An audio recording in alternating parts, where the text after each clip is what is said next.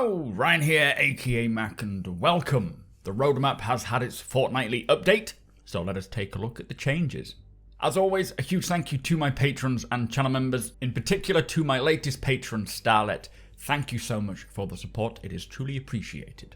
So firstly, let us kick off with some new Progress Tracker team additions. They are updating the team structures to grant Squadron 42 a dedicated character art team. So from here on out, there will be the addition of 3 new teams. We have Squadron 42 character art, Star Citizen character art is in the PU, and the character tech art team.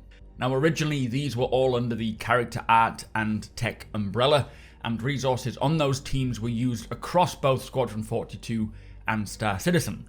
Now they are dedicated to their respective projects rather than splitting their time between the two, with the team saying it has already resulted in measurable benefits to all 3 teams across the board. Now, although the new teams are on the Progress Tracker, the deliverables have yet to change, and the original character art and tech team will remain on the roadmap through Q3 as legacy data.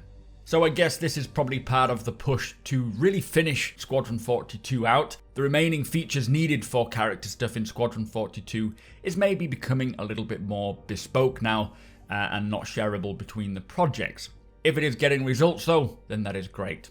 Another new deliverable to get added to the Progress Tracker is the Origin X1, which is the sleek, stylish hoverbike designed to fit perfectly in the front vehicle bay of the Origin 400. So nice to see that one is finally getting its schedule, and I do look forward to seeing it come to fruition. The X1 has 25 weeks work, which kicks off at the beginning of next year and will finish mid to late June 2022, so there is a little bit of a wait for that one. With the conclusion of CitizenCon, there are 2 previously unannounced cards now revealed. The first one we have is the Origin 400i, which kind of speaks for itself, as many are already flying around in Origin's latest luxury explorer. This was also added to the 315 release view and marked as committed, as it is now in players' hands.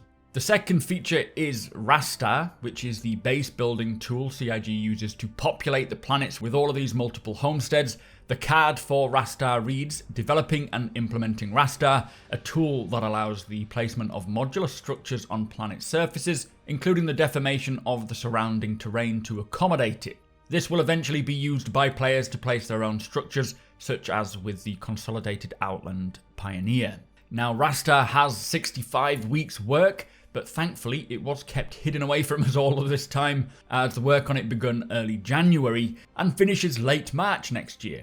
So early next year it will be done. Not to say that us as the player will be using it by then, but the tool itself will be completed for the devs to use. Now this is an impressive and important piece of tech that will be used to populate the planets and moons of all the systems with various outposts of varying styles. We saw it used for the colonialism outposts on Pyro, but I'm sure CIG will have the tool capable of utilizing any building asset style that they create for the developers to populate. I am remaining as hopeful as possible that when players do use RaStar with the Pioneer, it is simply just a deformation of the ground and maybe the layout of the outposts that we can design. The actual construction, I hope, will be a little bit more hands-on in whatever way they decide, as I feel it would take the joy away from building if we were just to plot them and then have them constructed straight away. I can't imagine that is the case.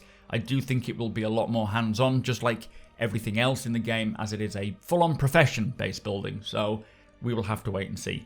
Again though, an incredible tool that will allow CIG to populate all the systems with homesteads and outposts, and it will retain that quality level that they need, but allow them to really populate all the systems quickly enough to keep up with the rollout of the verse.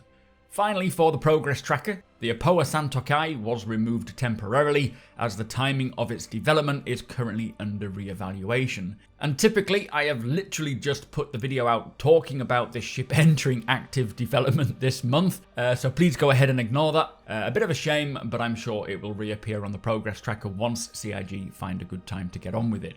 So onto the release viewer. Previously I did just mention the 400i is now in the 315 release view marked as committed, but for the shops and patrons deliverable, which is pretty much the only non-committed card for 315, excluding the ships of course, as we know they are coming with a 315.x patch for the Intergalactic Aerospace Expo sometime in November.